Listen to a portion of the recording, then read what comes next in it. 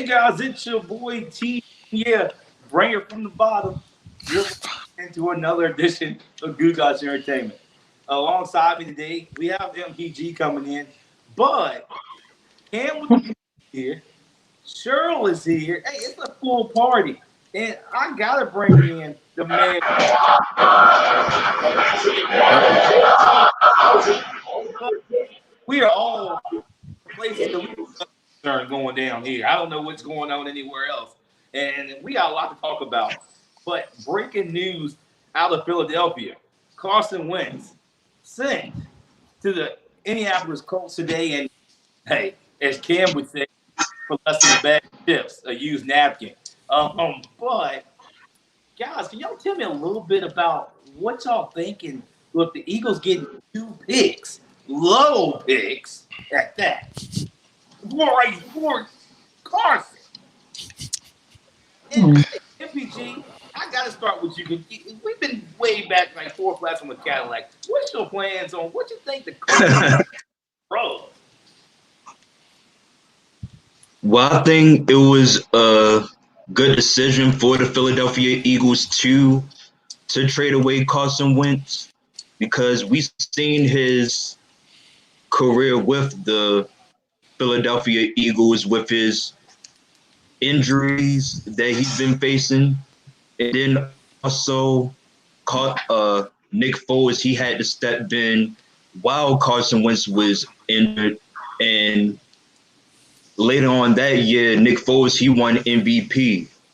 Then a few years, then a few years later, you bring in Jalen Hurts, your your future quarterback, and now that Carson Wentz is being traded to the Colts, I feel like this could be a good opportunity for him to like really restructure or rebuild his career alone. Well, Cheryl, what's your thoughts on this Carson? I mean, this guy had a hell of a season, almost led a team to the Super Bowl, then got injured and said, "Hey, Nick Foles, take over and do my job." And then after that, it's been a shipwreck all over since. But what you think going on? Well, my take on that is injuries, injuries, injuries. You have one injury, is you're gonna have many, many more. So with that being said, I think he'll get a fresh start, and I think it's good for him. I'm not gonna say it's really good for the team that he's going to, but yes, of course they wanted him out of Philly. So he'll get there unless he have a really good, line that can protect him. I think he's gonna fall back, or unless then on this off season they can, get him built up, not just physically but mentally as well. I think he'll do right by the Colts, but he ain't got but I don't think he got but a couple of years because he's getting older, and he's getting settled in his style of play and way and in his thinking process like he did in his previous at his previous teams. My apologies. So although he stands up for himself, and that's great because it shows that he does have passion for the game, but I don't know how that's going to work in an already established team. Mhm. Well, Cam, my brother, we go a long time. And I hear from MPG. I hear from Cheryl. Can I call you the Green Bean? Because that's what Can I, I Just call me Green with the E. That'll be okay by me. Green with the E. it's a lot of things going on. And Carson Wentz has had some trouble in his own home, and he even got set on the bench for some time when they got to the playoffs. But in the same thing, Carson Wentz is going into a place where Philip Rivers just got out of. They had a sturdy offensive line. They were leading to the promised land. Got almost there, but found out the water bill was too high, and they left town. Mhm. But what's your thing with Carson Wentz now being the face of the Colts? Oh, for me, it's I don't know. I feel like I kind of feel like we live in the past when it comes to Carson Wentz. I think a lot of people keep saying, "Oh, he's back with the offensive coordinator who made him have that crazy season in 2017 when they or 2019." Um, I don't think Carson Wentz is going to do that good. I mean, he went to a team who has a top 10 offense and a top 10 defense. You have the weapons now, but the Colts are a run first team. They have Jonathan Taylor, who was one heck of a running back, and people don't really give him the credit. They have one of the best offensive lines in football. He should be more productive than he was in Philly, but I don't personally think that Carson Wentz is going to have that stellar 10 games he had when he was going to be the quote unquote MVP of the season when the Eagles did win that Super Bowl back in 2019. I just personally can't see it. I'm happy that they got rid of that toxic situation, because if I was a head coach, if I was a GM, and the players said, "Oh, I don't want to play," bye. We just drafted another quarterback to replace you. We drafted your replacement last year. We don't need you. We traded you for a used napkin and a spoon. We don't care about you. Go as far away from Philly as possible. Good luck to you in your future endeavors, and just don't worry about us. We're good. Is that because they babied him? Is that because they babied him in Philly at one time? That he Mm. took on that attitude? Yes and no. I kind of want to blame them paying him all that money. The issue, if he felt entitled to that was his position, as if he can't be replaced. But when you begin to decline, no matter what weapons are on your team, and if you have those weapons, it's time to go. Like that's the nature of the business. Like if you're not living up to the role that you're supposed to be in, there's someone else that comes in and takes your place. That's just how it goes in business as a whole. I like that conversation. And we got a lot more to talk about. And I'm gonna say this is, hey, we're talking about QBs in the NFL. I think we lost Marcus to connection issue, but he'll be back momentarily. Let's talk about more QBs. Big Ben and the Steelers expiration date coming up, and not only that, Expiration date. one of the things is he's one of those. I don't even know. Some of you leave in the freezer for a long time, and you go, "Ooh, I didn't know we had that," and then you pull it out and you throw it away. But now with the Steelers in trouble with and all of that, trying to bring a bunch of stars, Juju back, trying to bring Connor back. You got all these players that want to come back possibly, or may want to leave. Now you got Big Ben and the GM at each other's throat when they should have been a long time ago. Cam, I'm gonna start with you on this. Now, Big Ben and the GM is like, well, the GM's kind of sitting there like, we're living in the moment. Like he's not really saying he's our guy anymore. And when you do that, it kind of starts. I'm saying this: Pittsburgh's gonna have a rough season, like another rough season, because you're gonna pull the team apart. Big Ben will say, I'm not here. I'm not the face anymore. They're worried about other guys. But you're getting $40 million to do what? Nothing. Nothing. He didn't do. I mean, Steelers went from a dominant team, and then anybody could go beat. Like anybody could go beat him. The last 4 games is just like, what did you go play for, Cam? What's your take on that? The same statement was made in regard to Jared Goff. Jared Goff is our quarterback. Where is he now? He's gone. They shipped him out of LA very quickly. They didn't care. That meant nothing to them. You know? I feel like it'll be a good asset. Don't get me wrong. But Ben Roethlisberger will stay.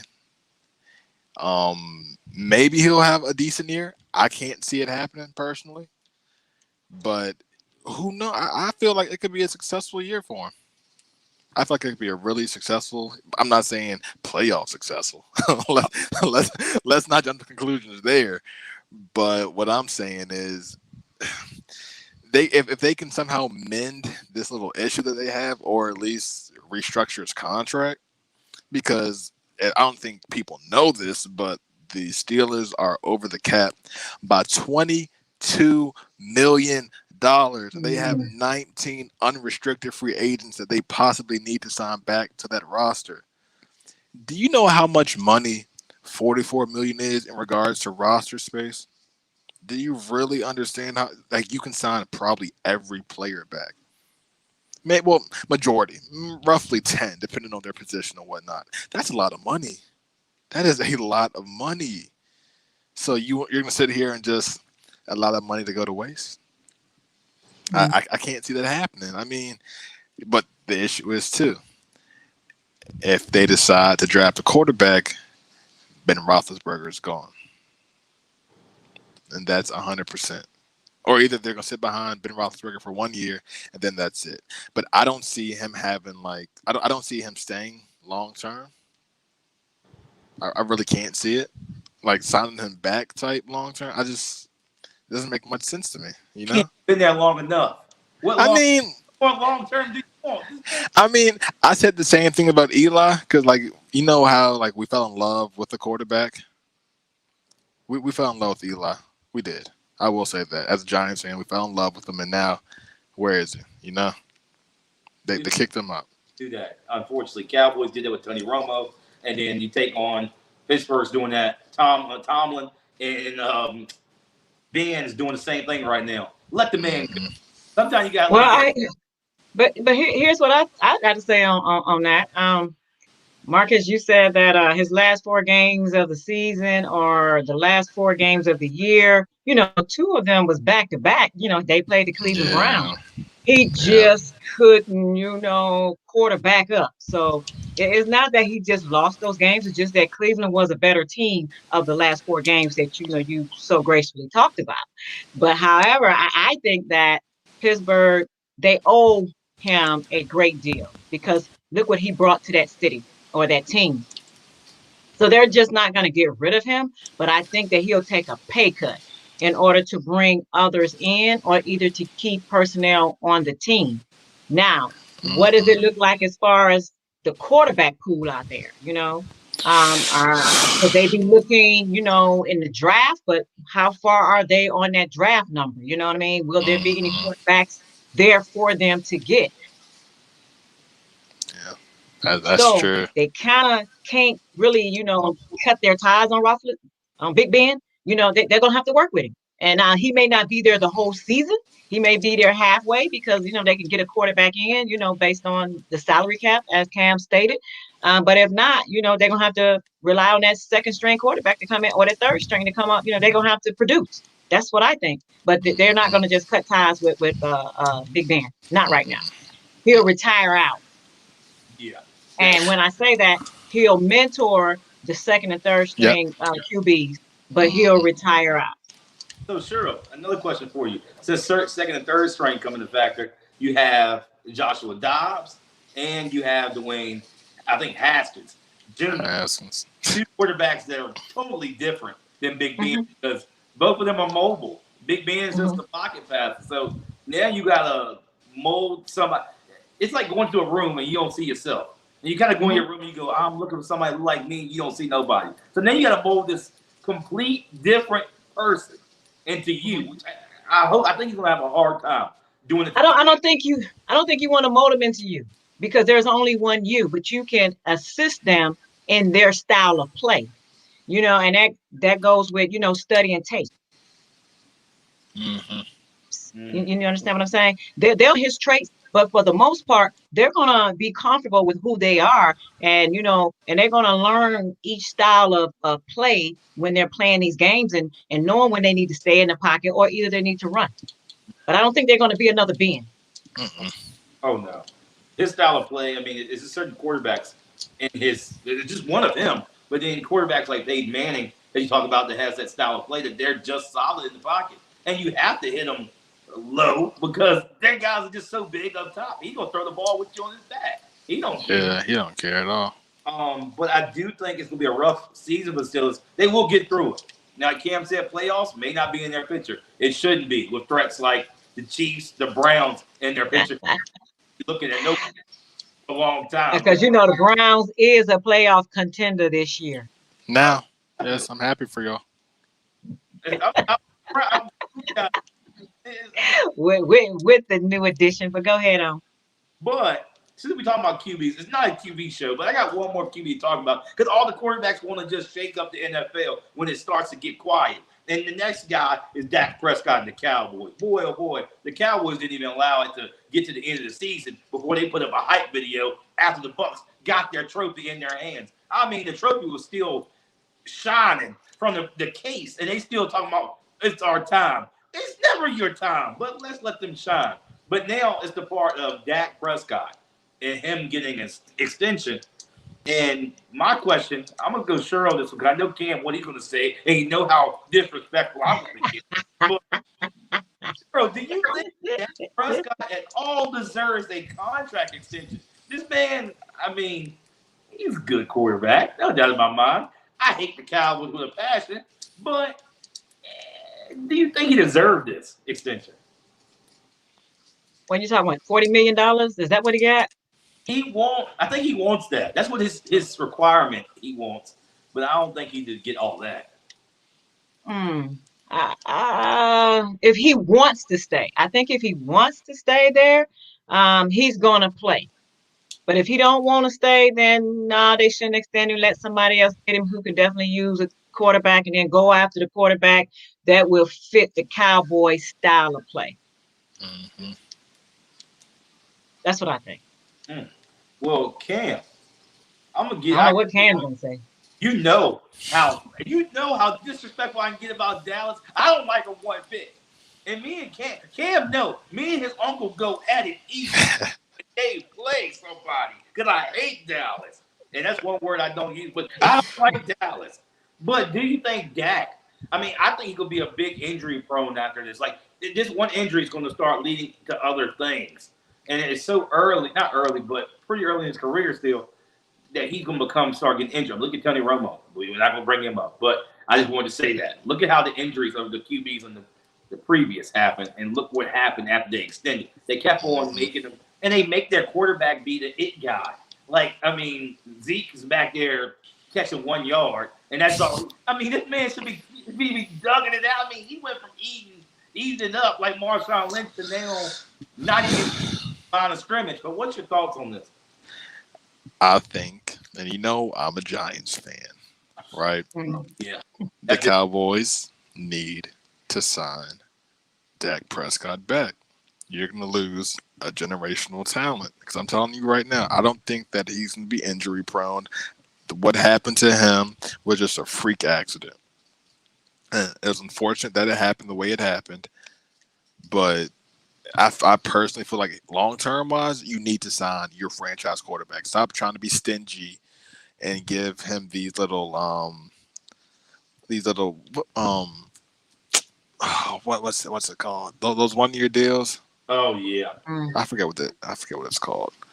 But stop being cheap. Get you someone. Well, sign your franchise quarterback back, because I can guarantee whatever team he goes to, they're making the playoffs. I can guarantee that. Well, depending on, of course, where they play. But Cam, see, that's the blasphemy coming from your side of the ballpark. But see, Cheryl, you know how disrespectful I get. You think the Dallas Cowboys and Dak Prescott are going to do anything? They are. Listen. I'm gonna let you get it. Dak Prescott is still the best quarterback in the NFC East, tenfold. Oh, the NFC is and over Aaron Rodgers? NFC East in the division. See? NFC East. I didn't say nothing, Cam. Okay. Because even Green had you covered because she thought you talked about the NFC. No. NFC East. I just feel like they're going to easily win our division because we don't have much. I mean, the Redskins have the bronze kneecap at quarterback and Alex Smith. Daniel Jones, I don't like him, and I'm not going to refer to him as my usual nickname because we're not in football season. But I feel like you have to sign him back. Like, he is your quarterback. You have to sign him. Like that's a must. Like, who's your backup? I'll wait. The kid from JMU? No, don't do that. Come on. Ben DiNucci? Whoever that is. They'll sign him back. I think they're going to sign him back. But are they going to do the whole 1 year deal again? Or are you going to give him that money? Because that's one thing about Jerry Jones. He doesn't like paying quarterback. He's like Bill Belichick. They don't like spending that big money on quarterbacks because they feel like quarterbacks are expendable. But Jerry Jones, he had a big issue with paying Zeke all that money. But what did he do? Zeke said, you know what? I'm going to sit out in Mexico in Calabasas. I'm going to keep partying until y'all say y'all going to give me my money. And what happened? They gave him his money. He came back 30 pounds heavier with multiple face piercings, with a "feed me" tattoo on his stomach. He was partying. He lost his mind. And yeah, but you have to look at Dak Prescott from before he got injured to when he got hurt. Like, So women, do you think that that's a leverage that they're using yes, with these quarterbacks? 100%, 100%. I personally feel like a lot of these owners and GMs believe that some quarterbacks are strictly uh, system quarterbacks, if that makes sense. So they don't. You're not going to see like the Tom Brady's, the Russell Wilsons, the Deshaun Watsons, Lamar Jacksons, Patrick Mahomes, Tom Brady. You're not going to see a lot of those coming out anytime soon. What you're seeing now are a lot of Jared Goffs, Baker Mayfields, Sam Darnold's, a lot of game Trubisky, Mitchell Trubisky, Nick Foles, a lot of game managers. You're not seeing a lot of actual quarterbacks who you can fully invest in. You don't see a lot of those anymore. And I think that's what the issue is. Is Dak Prescott one of those quarterbacks, a game manager? No. He puts up big numbers. We saw last year. You gave him the weapons. Defensively, he has no control over what happens on that side of the ball. Offensively, he was putting up numbers. The Cowboys are putting up crazy numbers. So if you want to, they're taking the. No. I'm not going to sit here and let you keep on talking about Dallas. Because one thing you're going to do is, and you know I don't like Dallas. I'm talking about I'm heated. I'm past the doggone hole. The thing is, Dallas has never been relevant. At the end of the day, they're going to get knocked out.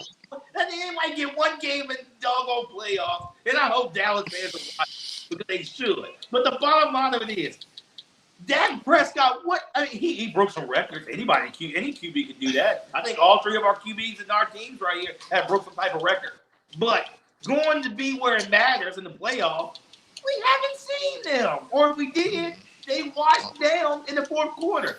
You went from sugar water and Kool-Aid to just plain old water. That's what happened. And the Cowboys, they exhaust their main player. And their other little guys, they do.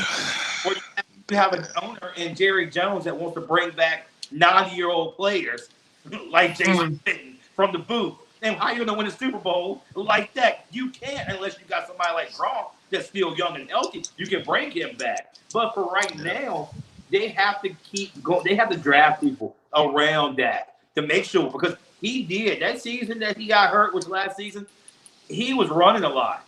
It was a lot of scrambling because guess what? Your running back didn't do a damn thing. That was an issue too. They could have put me out there. I would have went there, at least got 3 yards. I mean, gosh almighty. What else do you got to do? But do you guys got anything to say about Dallas before I move on? Because Cam just made my skin crawl talking about the Dallas Cowboys. Bro, you know that Dallas is going to be okay, bro. As much as you don't like them, as much as I don't like them, they're going to be fine, bro. I feel like they're going to be a good. You said what now? They're not going to come out. I think they're going to be the same old Dallas Cowboys we've been seeing for the last decade. Sheesh, this is bad. Yeah, that's a stretch. That's a stretch, bro. Yeah, that's a stretch. How I am. They're Super Bowl bound every year, and they can't get past the Jacksonville Jags. Like, how are you Super Bowl? He said the Jacksonville Jaguars, bro. That's disrespectful. You can't be Jacksonville with Mike Glennon at quarterback. Well, if they re-sign him, then maybe we'll see. Maybe we'll see exactly. the team once he get his money, which he deserves. He deserves. I'm moving from this topic, Kevin. You made me right there. I'll travel to your place. I know where you live at. But that's the bottom line to it. But since we got our QB issues going out, let's talk about the defensive side. J.J. Watt, Houston, we do got a problem. I think the ship's blown apart, and it's not no part of bringing it back. You got 2 people wanting to get out of there, but J.J. Watt's is on the list, and he's gone. So is the owner and GM. He gone. Where's he gone? Where did he go? He's not going nowhere right now, but sitting in the sky in space somewhere because the ship is blowing up. But right now, J.J. Watt? Do you think J.J. Watt, will you see him? I think you gonna see him. You gonna see him wearing this jersey right here. Wow. Here we go. You gonna see him wearing that jersey right there. Do I need to say any more? Yes, I need to hear this argument. Yes, Do I please. need to say any more? This Yes, is where ma'am. he's gonna land.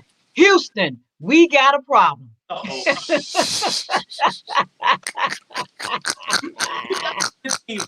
Now, you got the Browns at the top of my list, but in my top three, I would like to see him either with you guys in the Browns.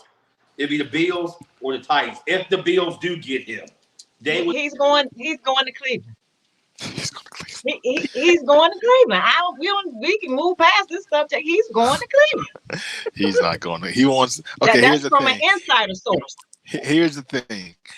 He said he wants to go to a contender. Cleveland just made the and playoffs. The Browns and I don't know how long. Contender.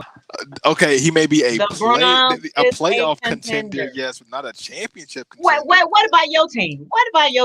Oh, is your team a contender? No, we are a pretender right now. We're still trying to figure out who's that quarterback. Okay. So we are a contender.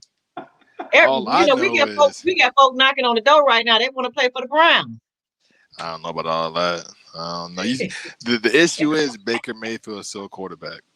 That's the issue that I have with the Browns right now. And defensively, I can honestly see him going Buffalo. Nah. I could. Buffalo. Nah. I could see him going to Baltimore. Believe it or not. I could see him going. I feel like Baltimore has a better chance at winning long-term wise compared to Cleveland. For right now, I really feel like they do. I can see you seeing all of that, but what you need to see, not see is that he's coming on I-70 east. I just it's gonna be a stretch getting them there. I'm gonna say that it's gonna be okay. It's gonna be a stretch getting them there. I'm listening. We got the money. Y'all have the money, but do y'all have the actual roster for him? Does he fit that system? That's the question. Well, how about the answer is you will see. Yes, ma'am. Yes, I will. I can't wait. I cannot wait. It's gonna be a good. I think though he's gonna go where he can do what he wants to do.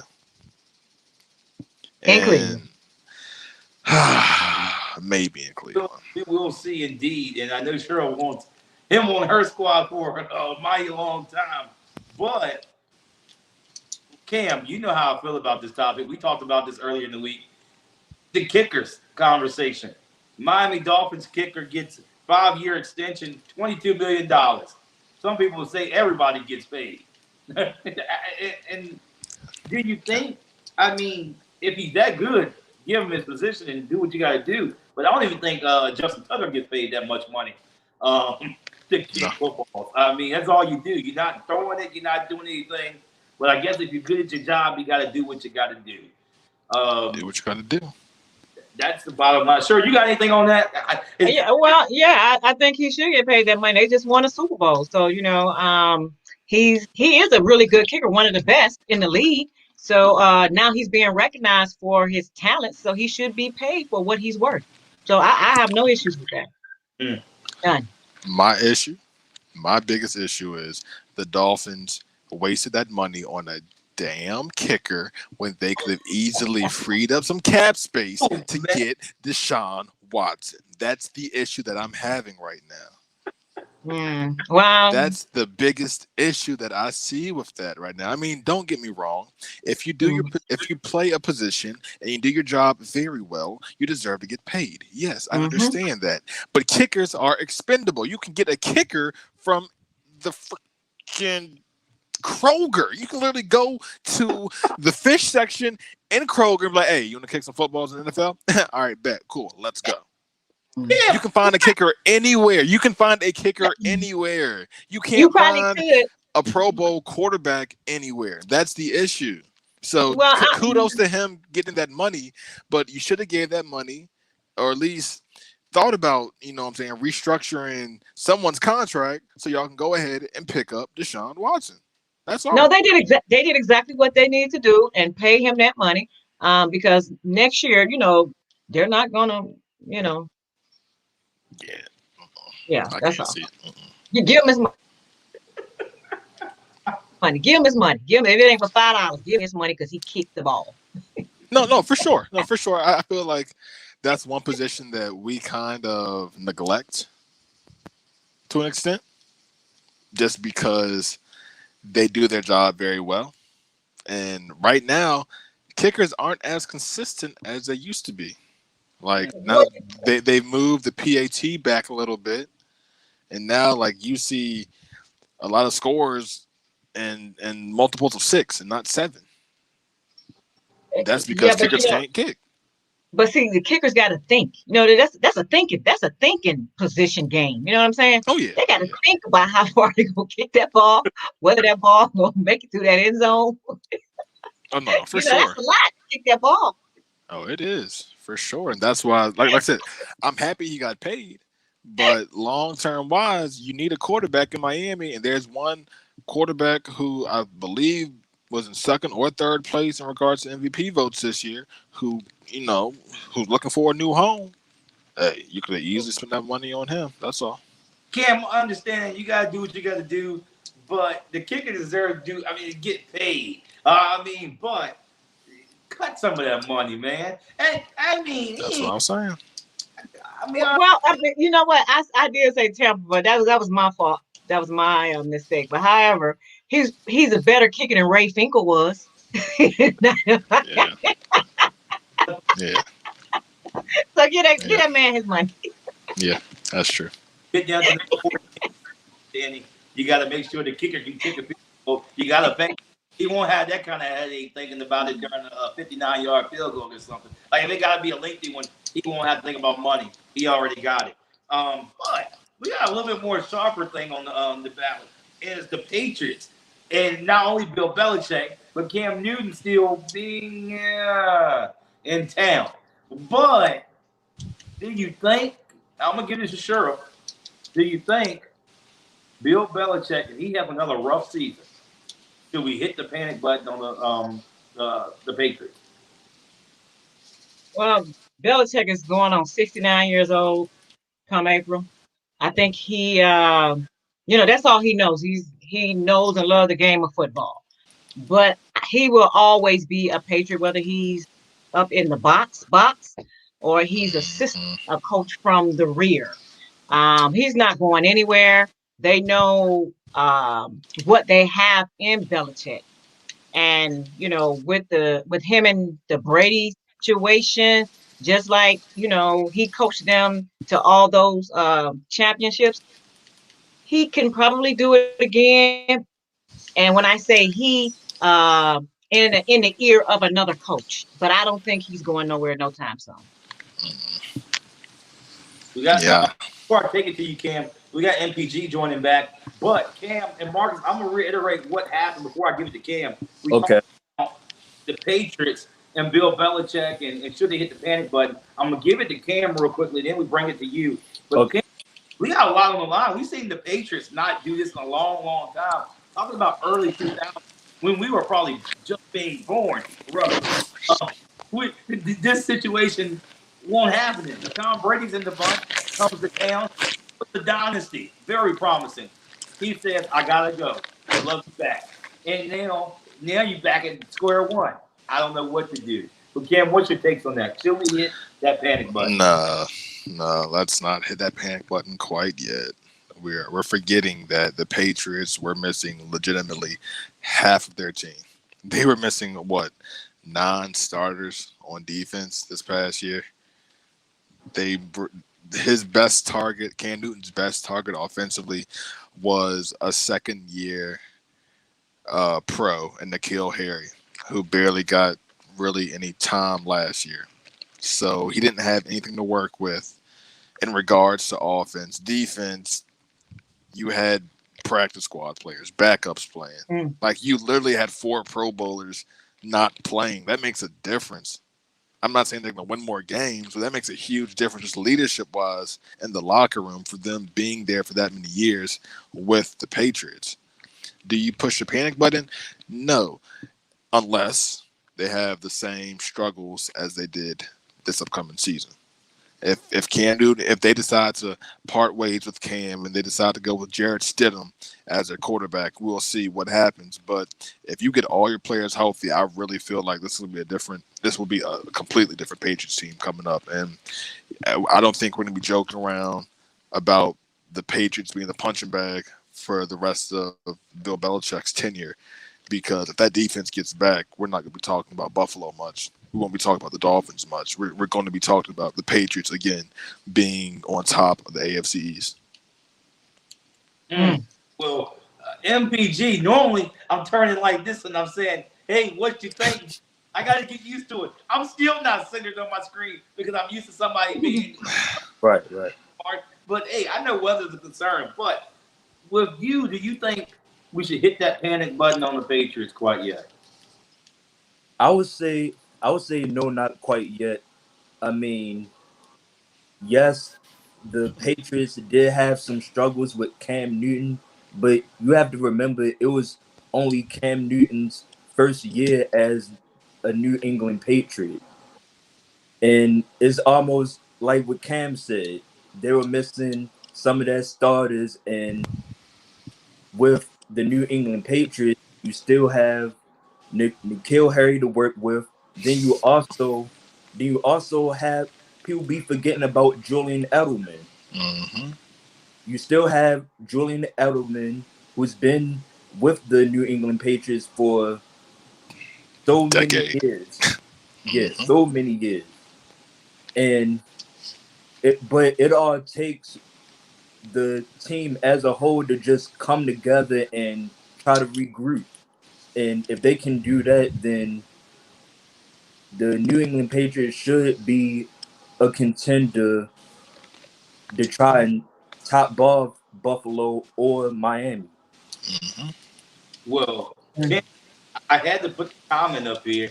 We got a guest in the house that says Cam with the plan. I don't know. I don't know why they said your name because you up here talking about Dallas like you're somebody. That has to be disrespectful. You should be banned. Like I got a reject button, but I don't even want to hit it.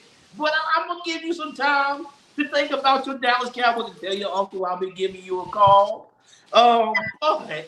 Let's get on to the next topic. Trevor Lawrence. Hello. Clemson product. Clemson, I know. Yes, but sir. Surgery on the non-throwing shoulder. We all know how these surgeries go. Sometimes it's successful, you keep on going. Sometimes you go into the season, one time you get sacked, and that's the ball game. But I'm going to throw it back to MPG because he came back. And MPG, what do you think teams should be kind of judgmental about them? Because right now you're like coming in the season fresh. Now you got a kink in the core because you got a shoulder injury on a non-throwing shoulder. I would say teams shouldn't be too concerned. I mean, if it's a minor injury, then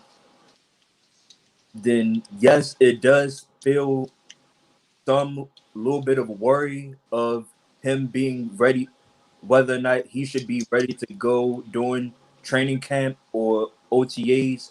But overall, I think this is more of a minor concern than a major concern. I mean, getting ready for the NFL draft, Trevor Lawrence is still one of the top QBs coming in, along with Trey Lance. And then you also have Mac Jones from Alabama, who's all three quarterbacks is doing phenomenal. Well, phenomenal indeed. But sure, what's your ideas on this? Do you want to pick somebody up that's already a little banged up, got one arm hanging off and one arm still attached? What's your thoughts about it? Disrespect. That's the one arm hanging on. Well, you could get a healthy quarterback and he could, get hurt. So I think you're taking your chances, but I think if he heals properly and they rehabilitate him and get him back out there, he can come out there and be just as strong and be an asset to any team. You know what I mean? Probably can go to Dallas and do some work down there. But I think no, I don't think they should turn it back on him. I think that if he come in the draft high, if a team need a quarterback, they need to get him. Well, Cam, you know something the Jags are thinking about? That's their man. I'm against that. But, you know, they got to go somewhere. But what do you think? Should they be concerned? I know you like Clemson. Don't you dare do none of that Clemson pride stuff up in here. Just talk about it, get it over with. What you got? Wait, man, you said he like Clemson. Come on now. I am the Ohio State fan. Come on. I'm sorry. Come on now. I ain't like you are just come on, Cam. Just 2 strikes, buddy. 2 strikes. Trevor Lawrence. I am so happy we're finally talking about a true quarterback. Wait a minute. What? In regards, come on now, don't disrespect the NFL Ohio draft. State now. Don't disrespect the Ohio State. Do I need to say his name? Trevor Do I need to say his name? Overall draft grade was a 97 out of 100 for a reason. That is his non-throwing shoulder. Y'all are acting like he's gonna be throwing the ball left-handed. He's right-handed. I get it. All it takes is one hit, but guess what? Urban Meyer took this job for a reason. He's gonna make sure his franchise quarterback has some protection. Trust and believe that. I know he's gonna have the protection. I'm not worried about it. I'm not worried one bit about him getting hit because that's football. But he is the number 1 prospect for a reason. The number 1 quarterback prospect for a reason. Only because he's coming out early. He's a better prospect than Justin Fields. I'm confused. He's a baby. Come on. But okay, I'll give you come on. Baby? Oh my gosh. No, the Jaguars aren't really worried about Trevor Lawrence because realistically speaking, they don't have much in the tank in regards to quarterbacks. Like who's the Jacksonville quarterback? Minshew?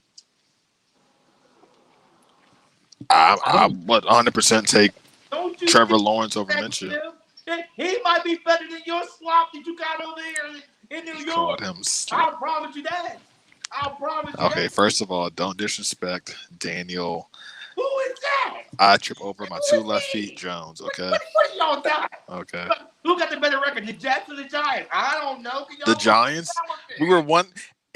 If the Eagles and Doug Peterson didn't blow that game against Washington Week 17, the Giants were going to be representing the NFC East in the playoffs this year. Let's not disrespect. We had a terrible year. Yes. What would have been the record? We would have been 6-10. The Jets 2-0? didn't win. I mean, 2-10. All right, everywhere tonight. They did a little rally. Well, I mean, y'all could have easily played up against a D1, you know. And we would have thrashed the D1. We would have thrashed. I cannot wait till we get Saquon back. A D2. I can't wait to get Saquon back. People are going to stop disrespecting us like we're just the second class team, as if we aren't, like we didn't win 2 Super Bowls in the past 2 years. 20 years. Come on now. Put some respect. Eli Manning has more Super Bowl rings than Aaron Rodgers. What are you doing, Cam? Eli Manning has more Super Bowl rings than Aaron Rodgers. He's feeling himself. He's feeling himself right now. I'm gonna need y'all to put some respect. Cockiness, feeling a little cockiness. I deserve to be this cocky because when Saquon gets back, our offense will be complete. I'm telling you right now, our offensive line looks pretty good this year. We didn't have the best offensive line, but we made a lot of. We needed, yeah, we do. But guess what? With that draft pick, I think we have like number maybe 10 to 13th pick in between there somewhere. We're going to either get Waddle from Alabama or Devontae Smith. And you know what happens when Alabama receivers get to the league. Cam, they go crazy. Something? You want to know one thing? What's you up? talk all that nonsense about drafting, but you ain't got one thing. An offensive line, and you ain't got a damn quarterback. So I don't give a damn about a receiver. You need both of them things, and y'all ain't got none of that. So we gonna close this up, because you feel a little cocky. That's where haters are going to hate. I'm tired of that nonsense. No, we're not going to go through that no more. No. Look, see, me haters are going to hate. Been good. Me and MPG been good. But it's something about me and you tonight. You know, see, that's the problem. I'm a realist. Do you need a moment, Cam? Do you need a moment? No, I don't. I'm good. I'm happy where I am. I think he is. I don't know what you're sipping on back at home. I don't know what you're doing. But something's wrong. Some nostalgic energy drink. Oh my goodness, y'all are killing me with the haterade. I don't know. Stop sipping the haterade and get hip to the greatness of the Giants, please. I'm telling you right now, we are going to win the NFC East this year. Hey, I'm calling it right now. Okay. Call it. A D2 and a D3 team playing against y'all. I mean, what else is it? I mean, y'all all had you forgot to say a practice squad. Oh, we had that too. All I'm saying is when we make the playoffs, we don't choke. That's all I've got to say. Y'all in the playoffs since when? When 2012. Good Lord. Last time I made the playoffs. Hey, everybody take a minute and think about what they were doing in 2012. Hey. I was in high school. Hey, but here's the thing. Here's the thing. What's the point of going to the playoffs if you're just gonna lose? You play in the postseason to win, correct? You play for a Super Bowl, correct? I mean, correct. Would you rather sign a quarterback that says I've been in the playoffs and I played some actual playoff contending teams that might have a chance, or I play somebody that's still on the couch at home and watch the playoffs every single day? I mean, you're basically talking about Aaron Rodgers because that's what he does after every NFL championship. He just goes home. He just goes home. That's all he ever does. Green Bay played the Giants. What happened? Hey, y'all beat us, but guess what? Y'all lost. Y'all lost that year. So hey, we went to the playoffs. All I'm saying is, yes, y'all's resume looks better than ours, but guess what? At the end of the day, y'all join us on the not good enough to win the Super Bowl couch every year. So it's okay. It's okay. What do you want, Cam? You don't got your Giants gear in the background no more. You must be a little salty if somebody took it down. It's basketball season. Come on now. The trash backed up. You already. I don't even. Oh my goodness. Anyway, we're gonna move on because I'm tired of your blasphemy. But we're going to go on down to NBA breakdown. We got a lot of stuff to talk about, and I want to start. I will go with the Steph Curry incident that happening right now, but we'll keep that on another one. But Anthony Davis, I'm going to throw it over to Green again, but Anthony Davis injured. Lakers, I mean, hey, some people go, he can sit out the whole entire season, and they'll be all right with what LeBron's playing. LeBron's playing lights out right now with the rest of the team. But how do you think Anthony Davis being out for up to almost 3 weeks on the schedule for the medical staff, how do you think that would affect the Lakers? And if they do go into the postseason when they do, will it affect them then also? Well, I feel that let me see, how do I want to say this? He's hurt, but he's gonna recover. He needs the time to recover. But the rest of the team is gonna definitely hold it down to get to the playoff contention. So I don't think that is gonna affect the Lakers one way or the other. They just need him to get healthy, get back, so LeBron got some help so they can try and win. Win another Super Bowl. I mean, not Super Bowl, whatever it's called. We know you're coming from, sure. I do it too. I'm like, what's that? No, but NBA champions. Because I'm a LeBron fan, but I'm not a Laker fan because you know what he did for Cleveland back in 2016. We were the 2016 NBA, champions. Yeah. But hey, it is what it is. That Where y'all? that LeBron, Kyrie, and Kevin Love duo. Hey, but Yeah. he won it all by himself. That was some people It say. was the block, and then it was the shot. Come on now. We'll that one. Give Kyrie his credit. Give Kyrie his credit. It was the block. It was the block first, and then it was the shot. So hey, Give it was a Kyrie his team effort. credit. It It was. was a It team effort. was. It was a team effort. Well, And you MPG. know how they come out like this Yeah. and all that other crazy stuff. Yeah. They Tell you did their this. thing. So Cam came in with some history from long time in ancient 2012 when I went to high school. Cheryl just said something about when I went to Ancient history. school. But MPG, give me some common sense or something because we're talking about all this history and we're not talking about now and the future to come. So We just said that. I just said he need to get healthy. It, In order it, for did the say team that. to He move did say forward. We that. don't want He did say that. he did. the LeBron, they gonna hold it down for him until he gets back. No problem whatsoever. Yeah, no, Cam, you see this every time you talk about Clemson and your Giants. Cheryl brings something about her Browns and her Cleveland Cap. No. No. And the other team, no, Marcus gonna bring you something about Baltimore, and I'm gonna talk about the Packers. I don't know what else is gonna happen. But, no, but MPG, I got to give it to you. Do you think that will affect the Lakers, AD being out? I would I would say no, even though Anthony Davis is one of their biggest threats in the Lakers lineup, I don't think it will affect them that much because like Cheryl said, LeBron is going to be able to hold it down for the Lakers team, but it doesn't only take LeBron for him to hold it down just alone. It takes the whole team around him to hold it down. And for a guy like Anthony Davis that's out, it's next man up.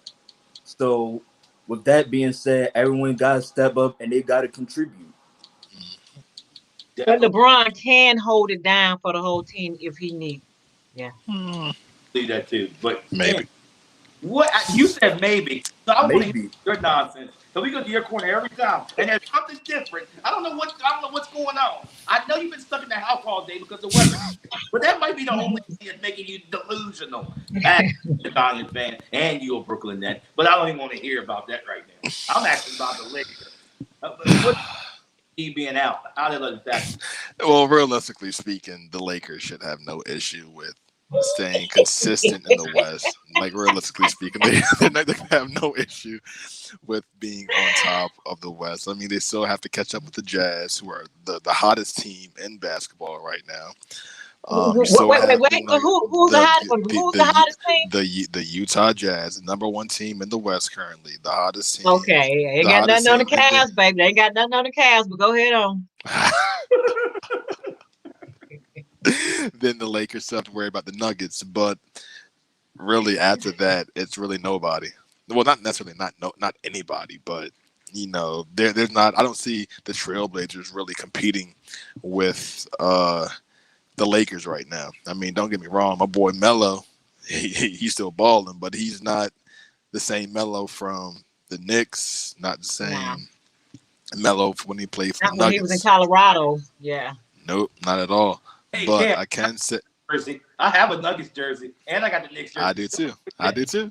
Yes, sir. Yes, sir. But I feel like, realistically speaking, especially with the Clippers being so depleted injury wise, the Lakers should have no problem. And really, this makes LeBron look more of the MVP The of GOAT. the league right now.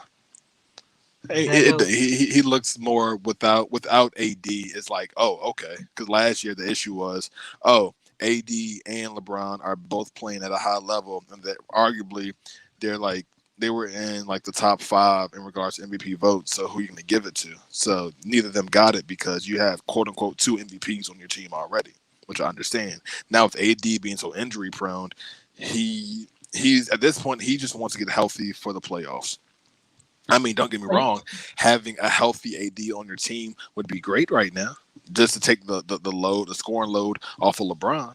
But this is key when you need to make a trade, I guess, for another scorer, possibly Andre Drummond. I mean, depending on how much the Cavaliers are asking for him, I would look into him just to take the load off LeBron just for now. The man's leading up. He's second in rebounds, like averaging 13 or 14 rebounds, averaging like 19 points. Like, come on now. Like, go get yours.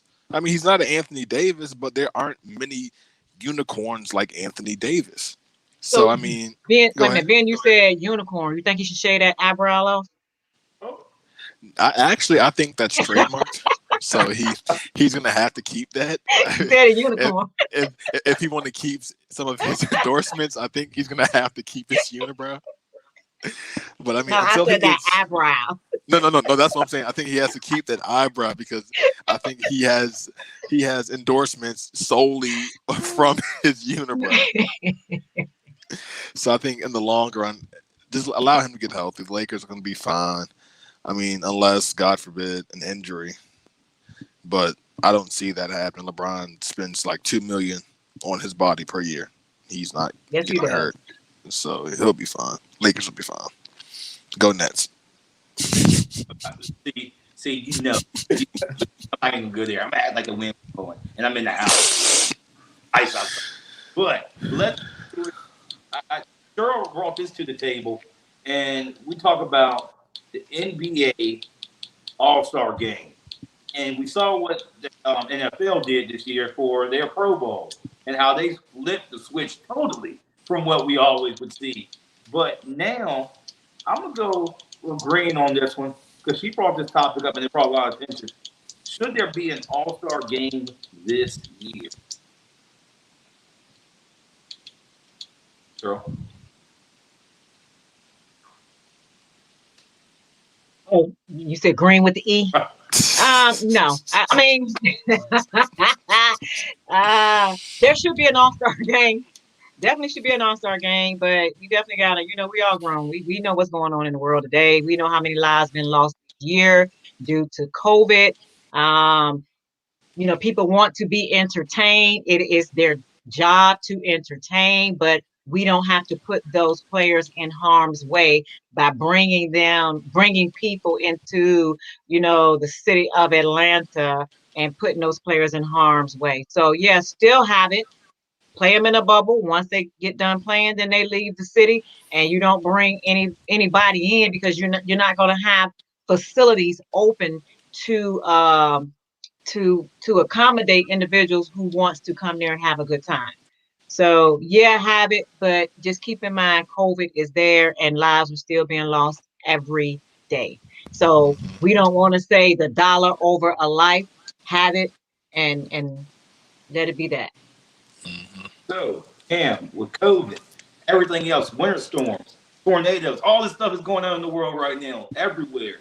But putting everybody at risk, like Cheryl said, should there be an NBA game, NBA All-Star game this year? In my opinion, no.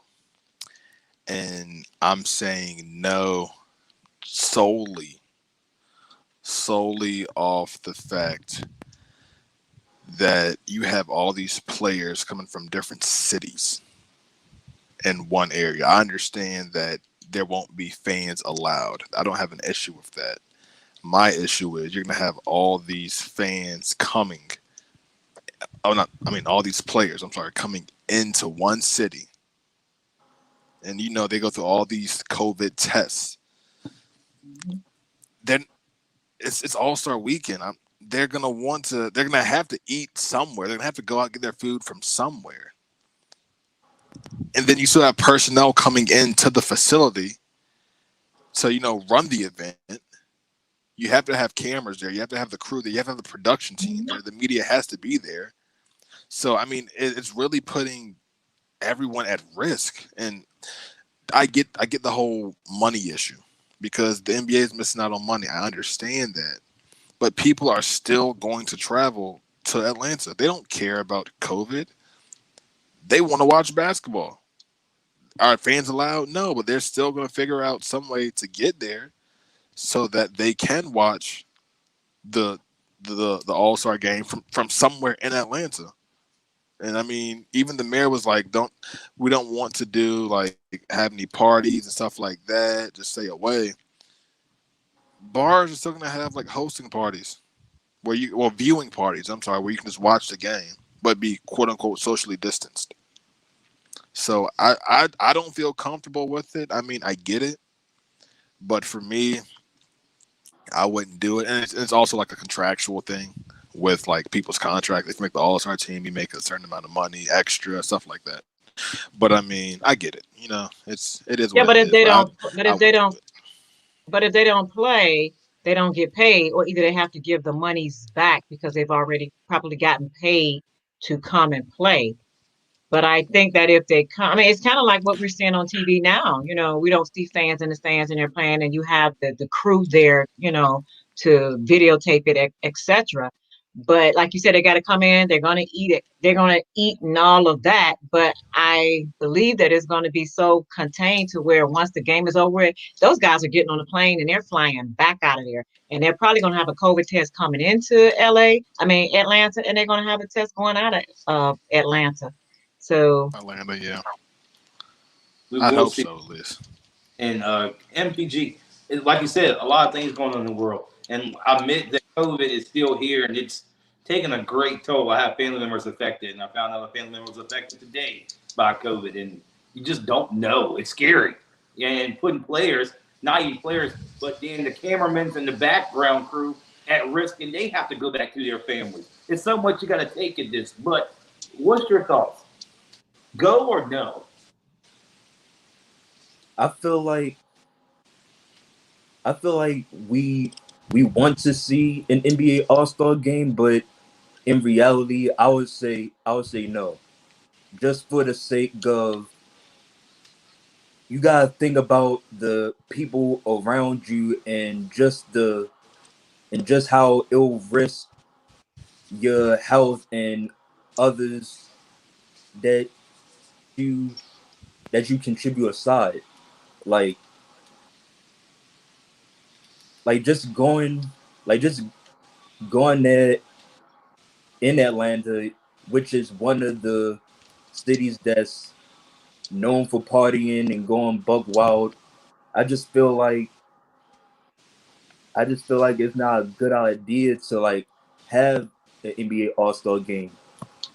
Yet, yes, we all know that it's one of the most exciting uh All Star weekends to watch, and we enjoy it. But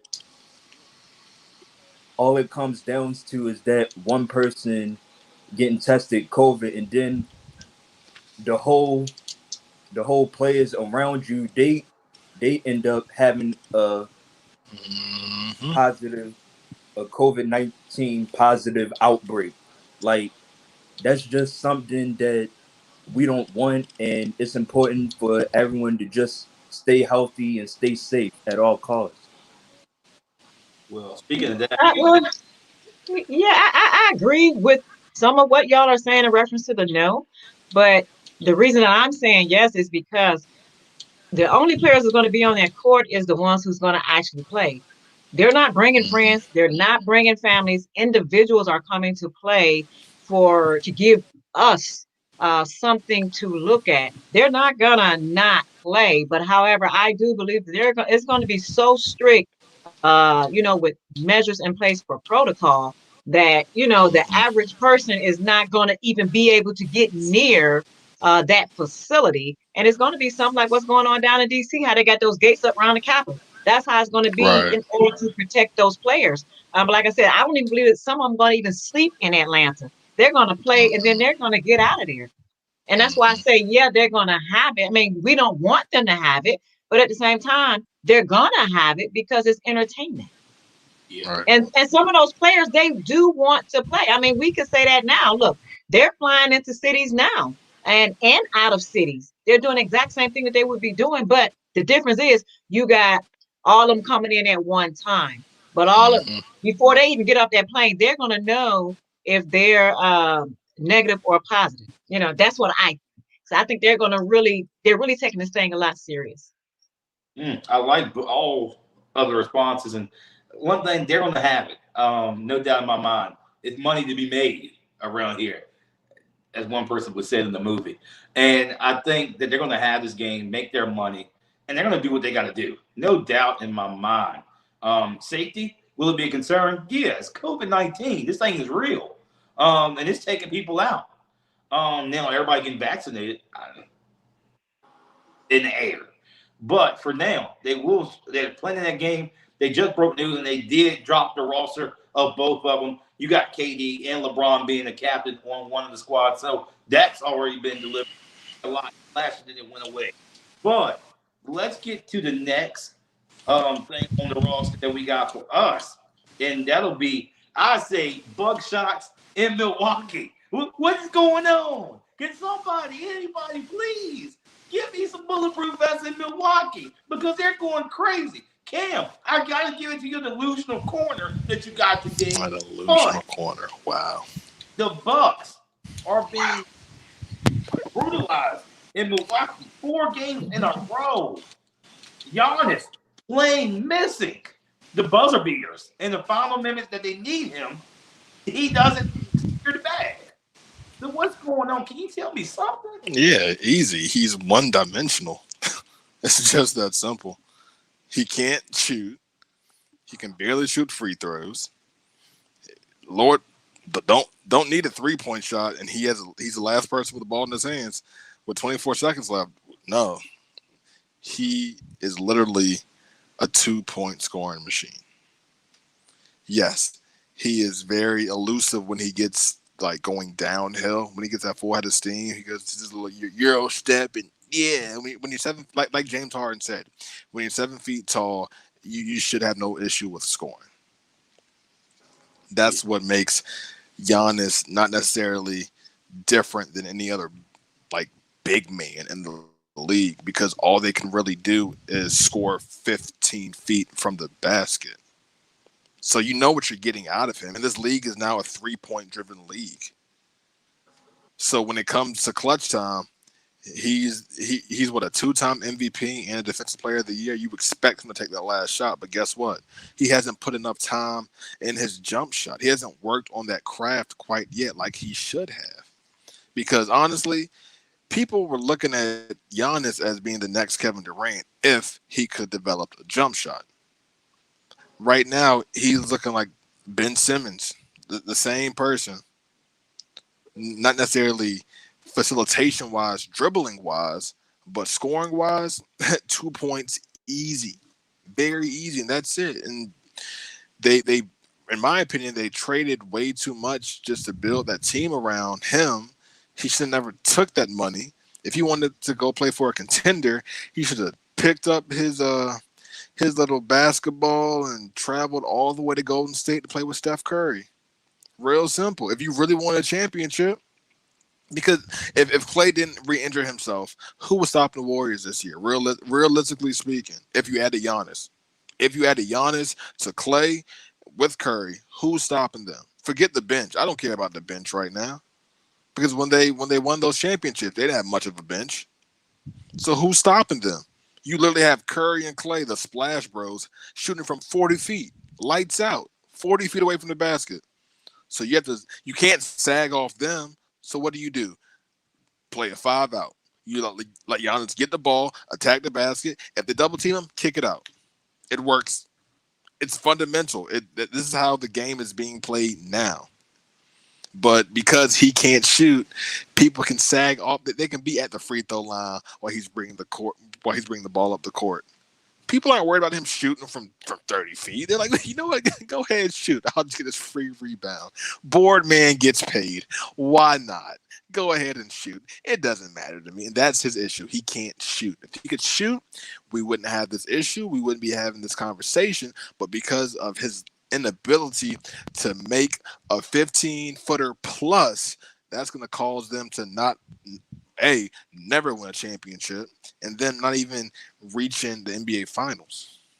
Well, Cam, that's the best thing you've ever said all night long. Oh my God! But I'm gonna give it to PG.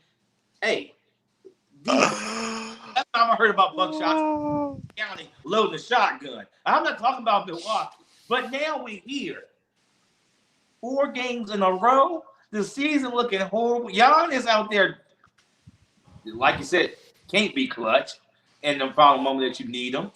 He's a big guy for no reason, looking like almost. And we know of some big guys throughout time. Look at Dirk Nowitzki. Look at all these big guys like that. I mean, Dirk by himself was a man. You give him the ball in the final seconds, you're looking for something devastating to happen. I don't care how tall you are. He's going to sink one in. But Giannis missing one, cracking the glass, and you miss one in the final seconds. That's horrible. When you're doggone 10 feet tall, you can just touch it in with your fingers, and you having a problem. But I'm gonna be quiet. What you got? It's just like what Cam said. Like if you can't shoot, this is why you practice for a reason, in order to get better and in order to develop. If you just a player like Giannis that's known for dunking inside the paint and just making two-pointers instead of just shooting, whether it's mid-range or the three-pointer or a corner shot, then that could be a huge issue because you're just constantly known as a dunker and not just a versatile all-around player. It takes more than just dunk. It just takes more than just dunking, than just shooting around the perimeter consistently. That's why it's important. Like I said, to work on your weaknesses and just continue to grow and continue to make this team better. Definitely. Girl, what you got? Well, I ain't got but 2 words. Shaq Diesel. That's fair. That's fair. My bad. Look, my bad. I ain't shooting the sheriff. Case closed. Case closed. Well, let's get on to the next one. We'll talk about, before I get to the queen of tennis, I gotta give some props to my man LeVar Ball. We talk about just not in general. I hate to say the African American father. I hate to say black. I don't like when people use that word. It just make me, or some certain words just make me go, what? No. But we don't give African American fathers enough credit. We don't. You can have 10 kids and come off the league and one be a president, and they'll still say you're horrible. But this guy had 3 sons, also through college. Well, somewhat. And Somewhat, yeah. Yes, most of them. One may not went to college. I can't remember did Melo go or not. I'm not for sure all the way on that. No, he didn't. Both Both Melo and LaMelo, they played overseas. Okay, then that's correct. They played overseas. The only one that I don't say that was LeVar's fault was his son, and that was Jello, the middle one. He made his own. He dug his own hole and covered his own self with his glasses.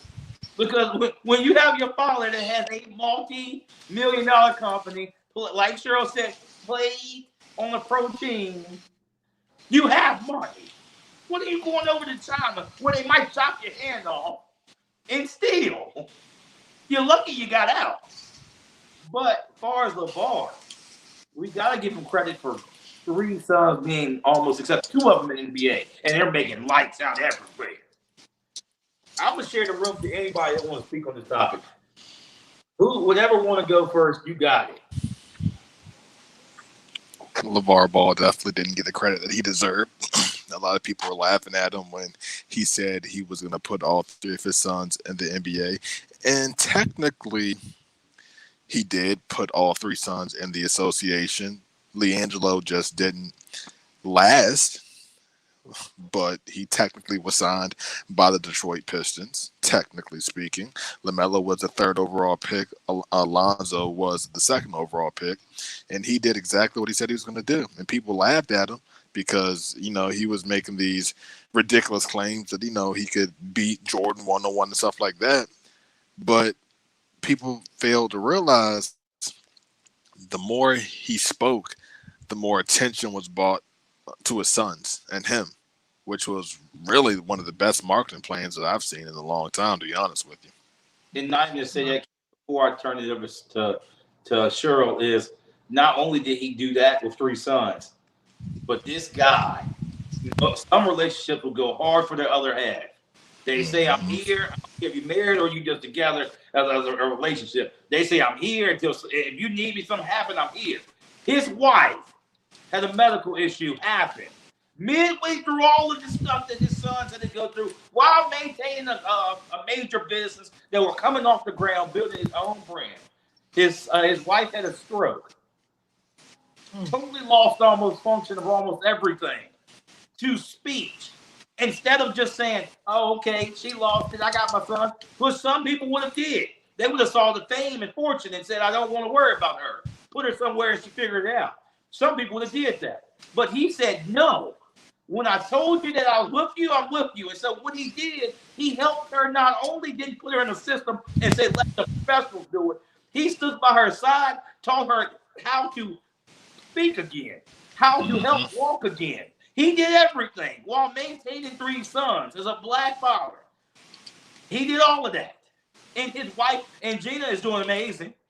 She is coming up and she's talking again. And some of the things that you go look at her when she did have when she had the issue actually first started, you kind of go, it's almost impossible. But the impossible is even possible. Put your mind to it. And he stood beside her and made sure not only that, the system does something with her. He says, no, I don't need the system. I'm going to do it myself.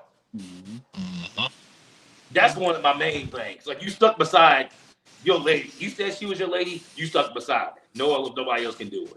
Take care of the sons while you're there. If you need anything, I got you. And he did it. But MPG, LeVar, me and you and Maurice that helped you with the cameras in the back, college buddies of mine, we remember watching the Big Baller brand and everything coming up. We watched their whole little series on Facebook, and we still do today. And yeah, I love LeVar and his ketchup on his chicken nuggets and all he do. I understand. All the ketchup on one chicken nugget. But MPG, what you got? It's sort of a mixture of what you and Cam said. I mean, look, you gotta give LeVar Ball his credit. I mean, he spoke into existence that all 3 of his sons would be successful.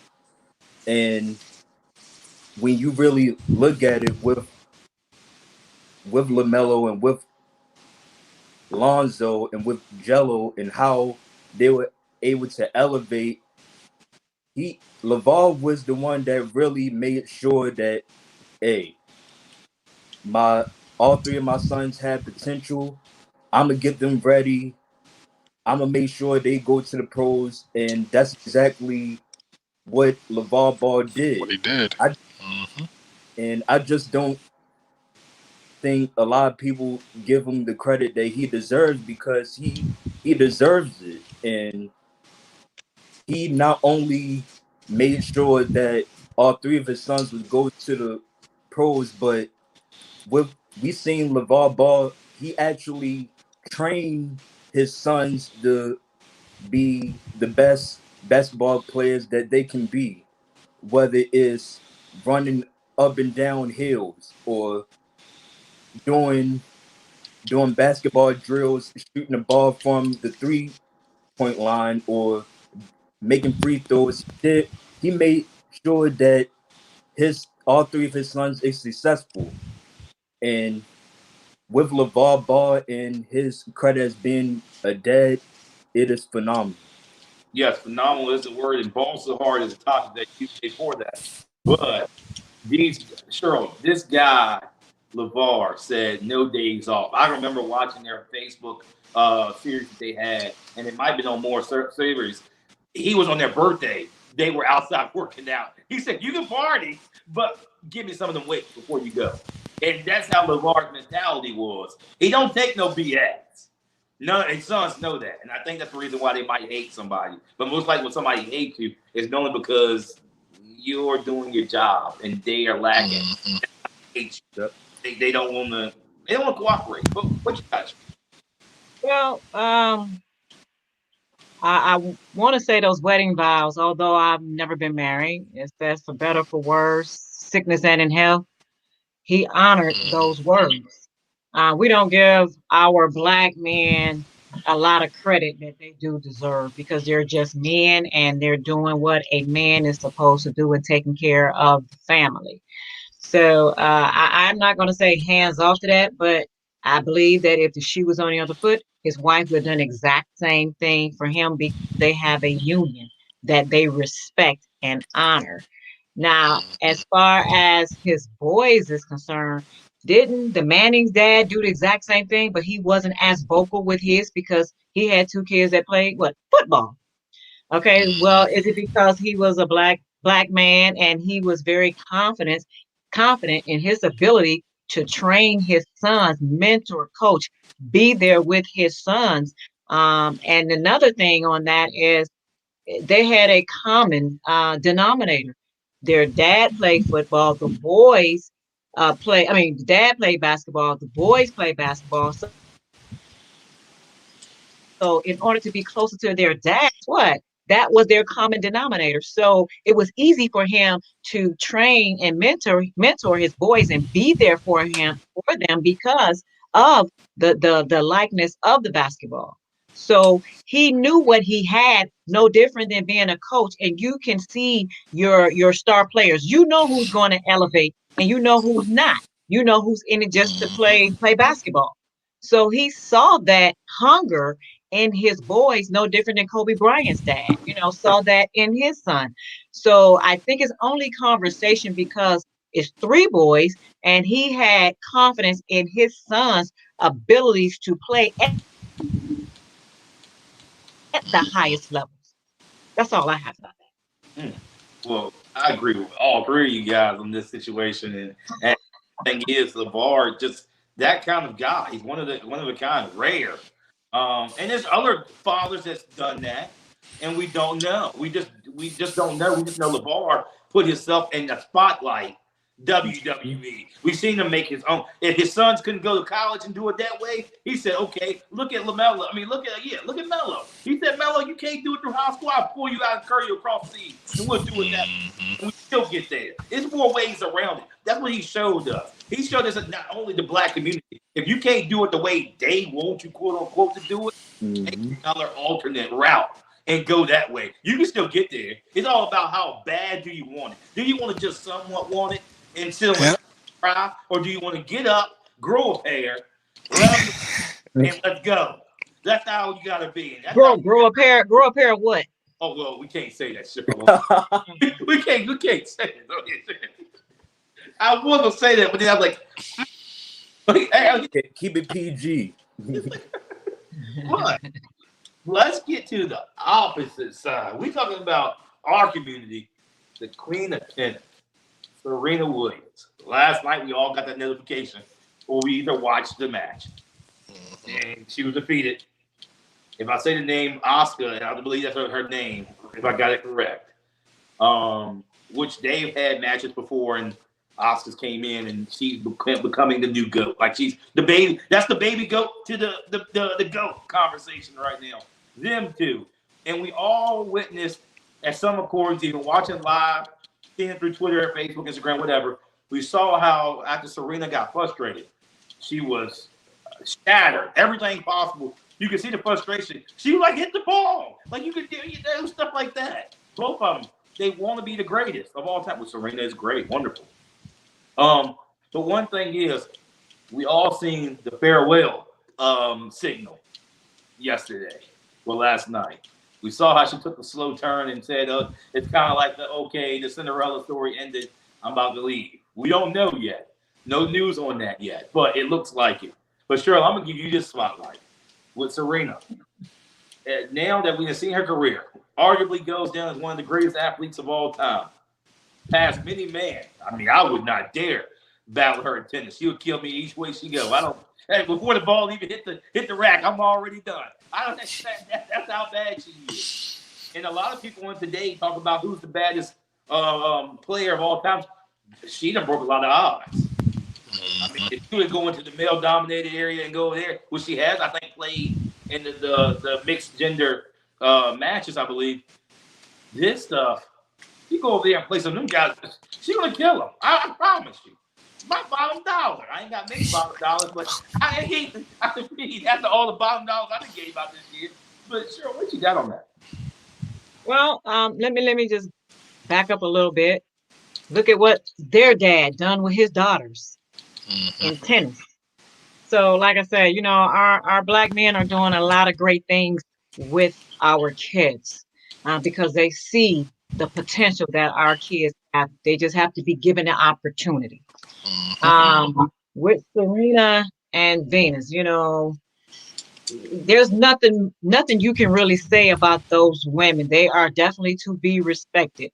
Serena, on the other hand, she is the GOAT, and we know that she is the GOAT of tennis, but she doesn't get the accolades like our male counterparts.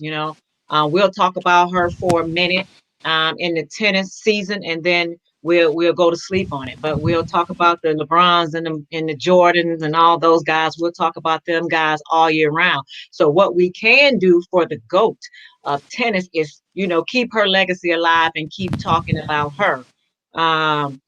Although she's 39 years of age, she's getting older. The young lady Osaki, I don't want to mess her name up, but I'm gonna say, she is the new Serena in a sense. Much respect to Serena. She didn't beat her once, but she beat her twice. And Serena, I believe, yesterday recognized that her time is coming to an end, and she will definitely go out as the GOAT she is. But I believe that she's passing or have passed that torch yesterday to that young lady and say, hey, you take it forward.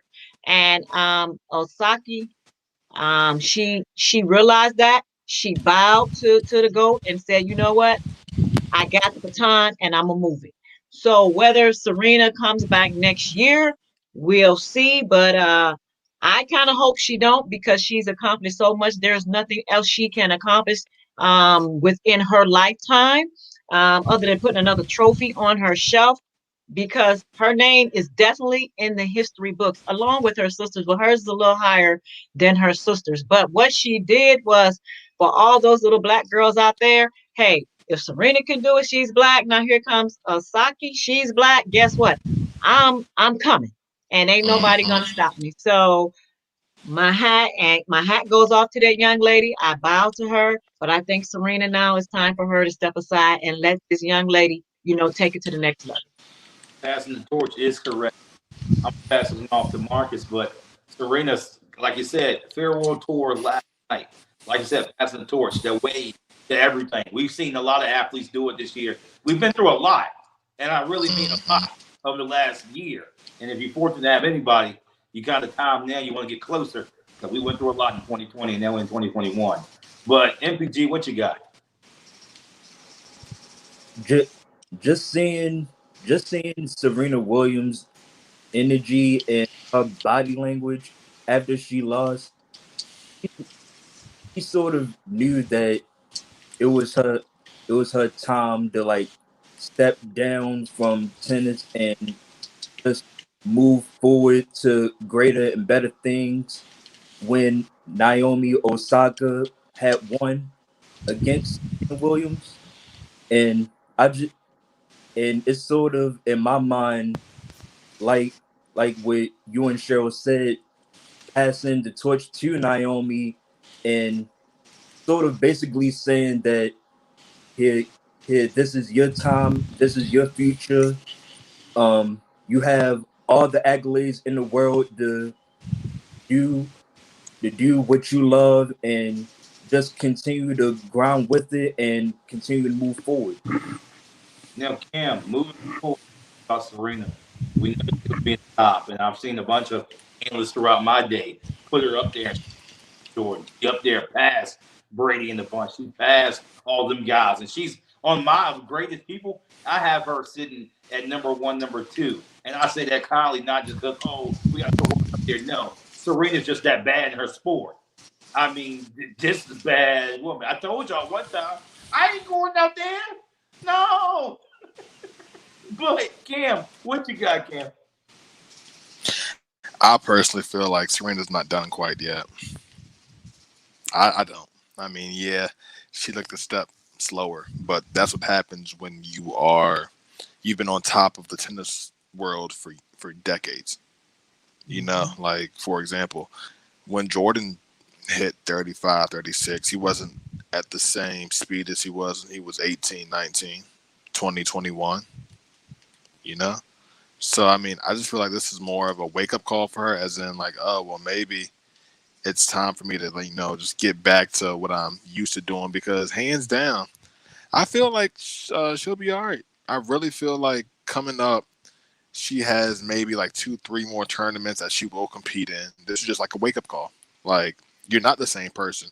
Like, Naomi is now the GOAT. Believe it or not. I mean, don't get me wrong. Serena will go down in history as the greatest of all time in regards to tennis, hands down. But right now, the torch has been passed. And I think she's, to an extent, has accepted it for what it is. Because you can't be the best forever. And it is just what it is. I feel like she may have realized, like, maybe this may be my last opportunity to play here in the Australian Open. Yes. I feel like we'll see her in maybe 1 or 2 majors, but that may be it. Because, I mean, she's going to have to play her at some point again. Because I think Naomi hasn't lost in like a year or so. So, I mean, that's 365 days of just winning. That's a lot. You see what I'm saying? Like, that's a big amount. So, I mean, I feel like she'll be fine.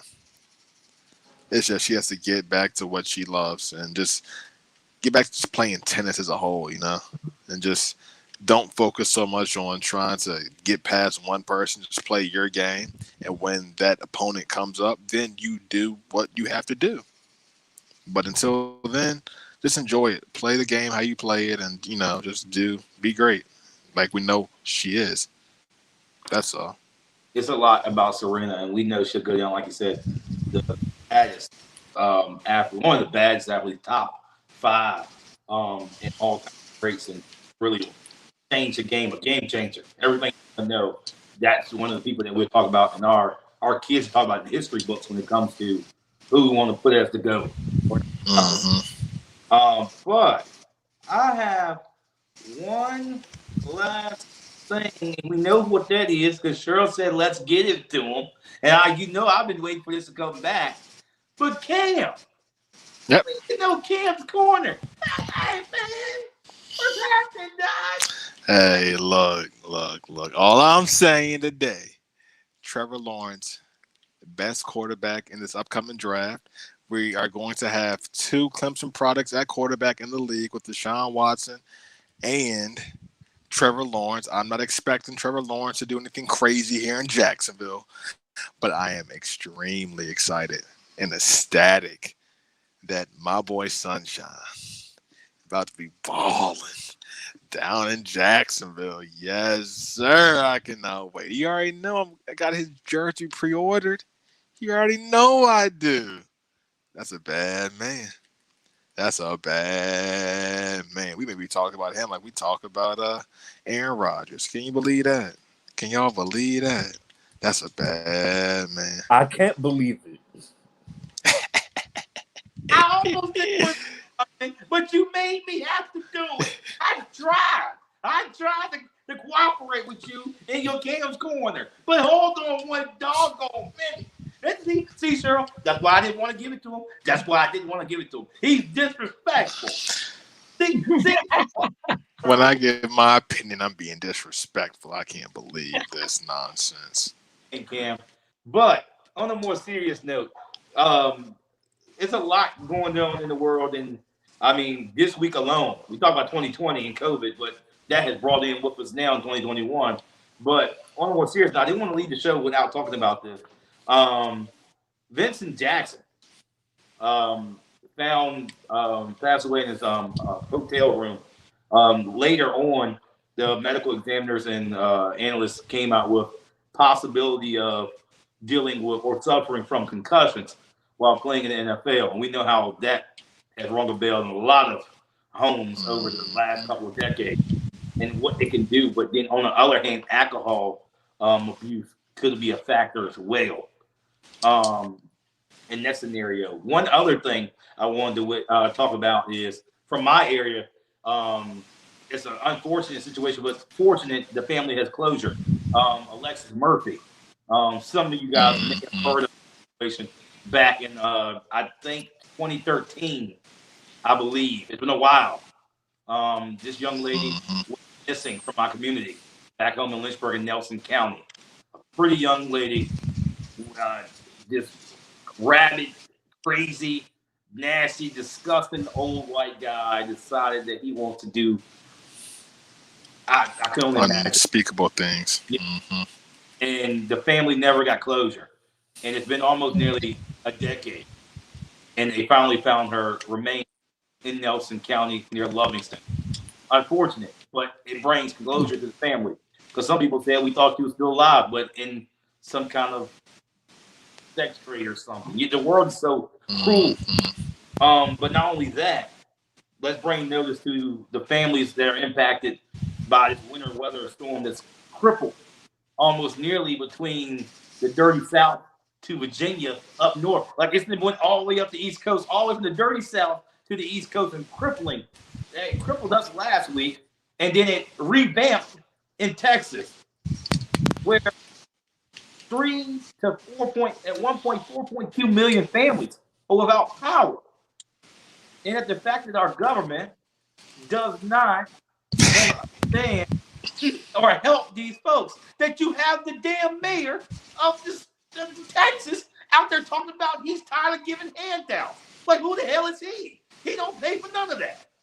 The fact that Texas didn't even equip themselves for this issue to happen, and they knew at least 2 weeks ahead of time. But then Ted Cruz can go to Cancun with his wife and kids. And then the governor can come back and say that, oh, the wind turbines are froze. Damn that. That's not the issue. Get these people some doggone heat. Get them some food. I have family that live in Texas that are getting impacted. And it's cruel that you can't even get in your car because if you sit in your car all night long, you might die from carbon monoxide. And on top of that, there's pipe bursting. Because when pressure is put on the pipes, like Cheryl would say, they will burst. And they are doing that at home. And who was there to rescue? Nobody. Because they only have a damn snowplow. They don't know how to call somebody a couple states up and say, hey, can you give us a snowplow? No, don't worry about it. We good down here in Texas. We got at the point, damn the whole Democrat versus Republican thing. That's where they're going. Political stunt. It's not about that. It's people in their homes like we are right now that wish they could have what we have. They don't. The grocery stores are shut down. Medical supplies is limited to none.